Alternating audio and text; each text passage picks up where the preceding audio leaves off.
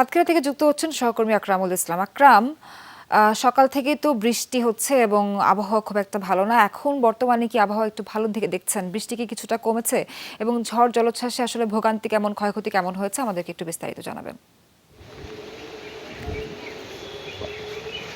গরম গরম রুটি, সাথে সুজির হালুয়া, দুর্দান্ত জুটি।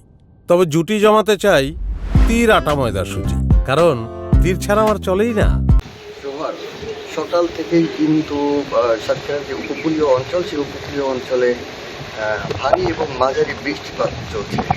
পাশাপাশি যে ঝড়ো হাওয়া, সেটিও কিন্তু বয়ে চলেছে একটানা, এবং এতে যে ভোগান্তি উপকূলীয় মানুষদের পড়তে হচ্ছে সেটি হচ্ছে উপকূলীয় অঞ্চলের সাধারণ মানুষরা মূলত দিনমজুর এবং সুন্দরবন তীরবর্তী নদীতে মাছ ধরেই তারা জীবিকা নির্বাহ করেন। তো গত 2 দিন তারা কাজেই যেতে পারছেন না।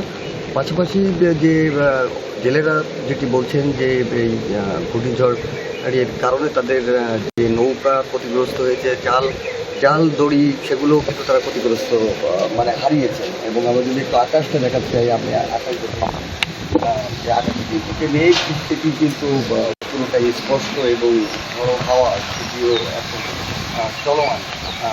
এর প্রভাবে নদীতে যে হচ্ছে, নদীতে তীব্র ঢেউ এবং পানিও বাঁধ রয়েছে, সেই বাঁধটিও কিন্তু মারাত্মকভাবে ঝুঁকিপূর্ণ অবস্থায় রয়েছে।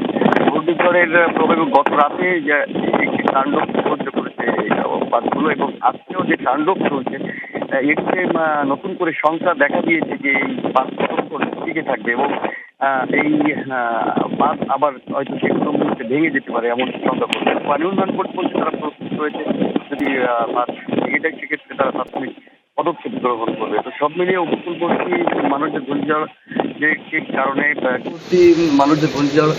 বৃষ্টির কারণে কিছু বাড়িঘর বিধ্বস্ত হয়েছে, এবং যে গতকাল একটি আশ্রয় কেন্দ্রে যাওয়ার পথে একজন বৃদ্ধা পড়ে মারা যায়। তো এই ছিল সাতক্ষীরার পরিস্থিতি। সোহাগ। আকরাম, ধন্যবাদ আপনাকে সাতক্ষীরা থেকে যুক্ত হওয়ার জন্য।